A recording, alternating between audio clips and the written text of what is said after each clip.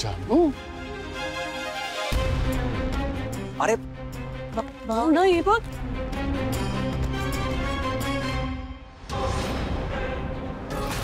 What the hell. Sidhu आणि भावनाताई पण इकडेच आहेत. नेमकी याचीच भीती होती मला. आता या सगळ्यांना कळलं की आम्ही सुद्धा इकडेच आहोत. म्हणजे जानूला एवढ्या लांब घेऊन आलो त्याचा काहीच फायदा नाही.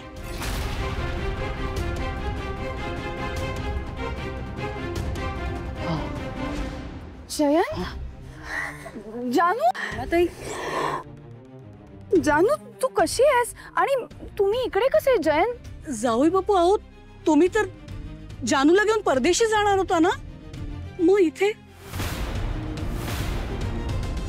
अरे जयन असं काय करतोयस? तूच म्हणाला होतास ना आम्हाला की तुम्ही दोघं बाहेर जाणार आहात. मग हा काय प्रकार आहे? करेक्ट बाबा. ॲक्च्युली मला जानूला लांब कुठेतरी फॉरेनलाच घेऊन जायचं होतं आणि असं मी डॉक्टरांच्या कानावरही टाकलं की मी असं काहीतरी प्लॅन करतोय. आणि बरं झालं मी ते केलं, कारण डॉक्टरांनीच सांगितलं की जानूच्या तब्येतीला बघता दूर कुठेतरी लांब जाणं थोडं रिस्की वाटतंय. म्हणजे काही मेडिकल इमर्जन्सी आली किंवा कुठलीही मदत लागली तर दूर परदेशात थोडं कॉम्प्लिकेटिंग सिच्युएशन होऊ शकते. म्हणून त्यांनीच सजेस्ट केलं की कुठेतरी जवळपासच जा. मग मी डिसाईड केलं की गोव्यालाच जाऊ.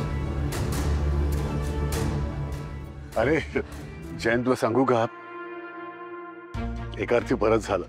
म्हणजे कधी कुठली काही गरज लागली तर तिकडे दूर परदेशात असण्यापेक्षा आपल्या देशात असणं कधीही चांगलंच ना रे. अगदी खरंय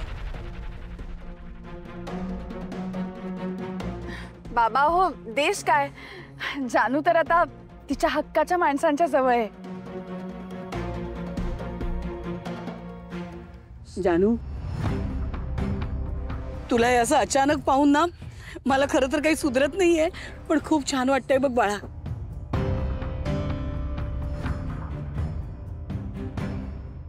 लक्ष्मी अगं किती सुंदर योग आहे हा. तुझी खूप इच्छा होते ना की जानूला भेटावं, तिला बघावं. घे आता तुझी लेक तुझ्या समोर उभी आहे. हो ना.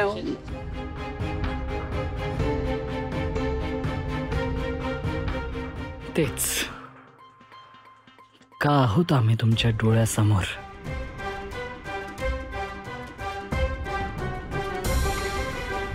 काय रे जयंत, आम्हाला बघून आनंद नाही झाला वाटतं तुला?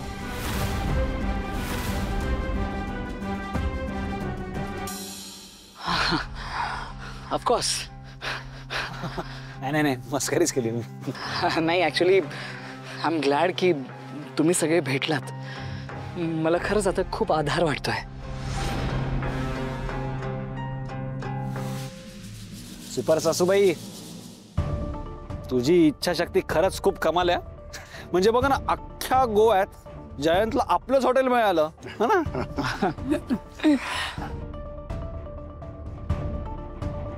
अरे तुम्ही दोघं आजच आलात ना, मग आता पुन्हा बॅग घेऊन कुठे निघालीस? आई फक्त जानूच नाही, आम्ही दोघंही निघालो होतो. आमची इथली चेकआउटची वेळ झाली होती आणि आम्ही आता आमच्या यॉटवर चाललोय. पण जयंत अरे हे काय आले आले लगेच चेकआउट? बाबा ॲक्च्युली आमचा इथे यायचा प्लॅनच नव्हता. आम्हाला डायरेक्टली यॉटवरच जायचं होतं, पण तिथे थोडा डिले झाला म्हणून. जयंत तुझा यॉटवर जायचा प्लॅन अगदी छान आहे. जानूचा मूड खूप चांगला होईल तिकडे गेल्यावर. आठवते ना मागच्या वेळेस हे लोक गेले होते तिथे, तेव्हा जानू किती खुश होती. अहो बाबा हो, वाढदिवसाच्या दिवशी जानूला तिकडेच तर घेऊन गेला होता जयंत. हो. एक्सक्यूज मी सर, आम्हाला अर्जंटली तुमच्याशी काहीतरी बोलायचं होतं. सर तुम्ही आणि तुमच्या वाईफ उद्या यॉटवर जाण्यासाठी चेकआउट करणार आहात ना? कारण आमच्याकडे डिलक्स रूमसाठी बुकिंग आलं होतं.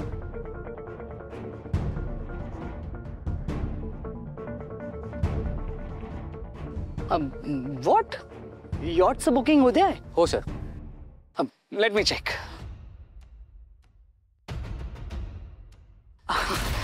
खरंच जानू, यॉटचं बुकिंग तर उद्याच आहे.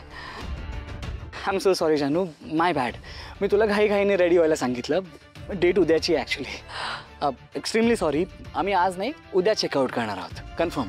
तुम्ही घेऊ शकता दुसरी बुकिंग. Thank you sir.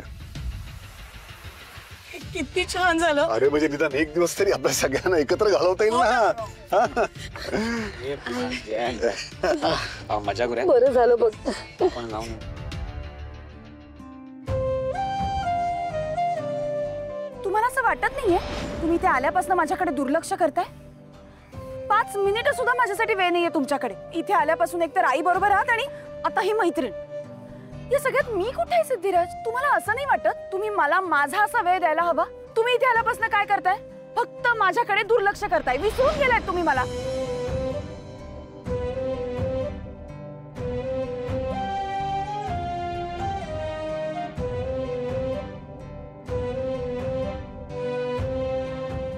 सिद्धू, काय झालं?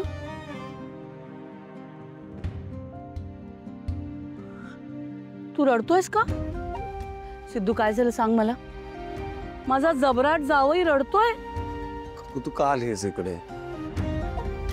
हे बघ मला सहानुभूती वगैरे आश्वासन वगैरे काही नको.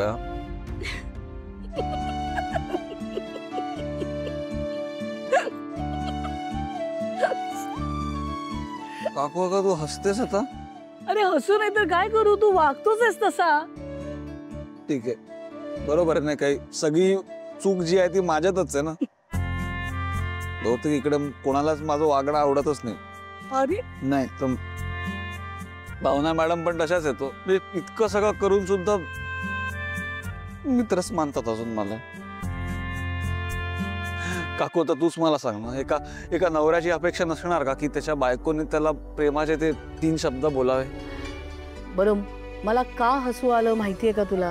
कारण मी रडतोय. नाही, तुला माहितीये की माझ्या भावनाचं तुझ्यावर खूप प्रेम आहे, तरी तू रडतोयस. बरोबर ना? काय ना सिद्धू, तुमच्या पिढीचा एक मोठा प्रॉब्लेम आहे. तुम्हा लोकांना ना सगळं माहीत असतं, पण तरी ते असं डोळ्यांना दिसावं लागतं. सगळ्या गोष्टींचे पुरावे हवे असतात. मला माहितीये की भावनाने ते 3 सोनेरी शब्द म्हणावे त्याच्यासाठी तू उत्सुक आहेस, आतुर आहेस, आणि त्यात काही चूकही नाहीये. पण ती जर ते बोलायला वेळ घेत असेल तर तू काय रडत बसणार आहेस का? वेडा कुठला. आणि प्रत्येक वेळी प्रेम हे काही बोलून दाखवायचं नसतं रे. ते ना असं अनुभवायचं असतं. ते असं ते जाणवतं बघ आपल्याला. खरंच सांगते मी. म्हणजे प्रत्येक गोष्ट काही डोळ्यांनी पाहायची नसते, ती समोरच्याच्या डोळ्यात पाहायची असते. म्हणजे मी तुला सांगते बघ, आता पूर्वीच्या काळी सुद्धा लोक प्रेमात पडायचे, लग्न टिकून राहायची. अरे तेव्हा तर हे तुमचे आता मोबाईल फोन असतात ते पण नव्हते. कधी कधी तर नवरा परगावी असायचा, अनेक दिवस बायकोला भेटायचा नाही. कधी कधी तर चिठ्ठी वगैरे लिहिलेली पोचायची सुद्धा नाही. तरी सुद्धा 2 माणसांबद्दल प्रेम राहायचं रे. तुला माहितीये का? अरे कधी कधी तर ना एका खोलीत समोरासमोर बसलेलो असतो आपण, आणि संवादाशिवाय एकमेकांवरचं प्रेम कळतं बघ. आता आमचंच उदाहरण देते. तुम्ही सगळी मुलं नेहमी आम्हाला विचारता की नाही की किती प्रेमात आहात तुम्ही, 40 वर्ष झाली संसाराला. पण जर कोणी आम्हाला विचारलं की तुम्ही एकमेकांना प्रेमाची कबुली कधी दिली, किती वेळा आय लव्ह यू म्हणालात, तर ना त्यांना माहिती ना मला. कदाचित आम्ही कधी एकमेकांना असं म्हटलंच नाही, कारण गरजच पडली नाही रे.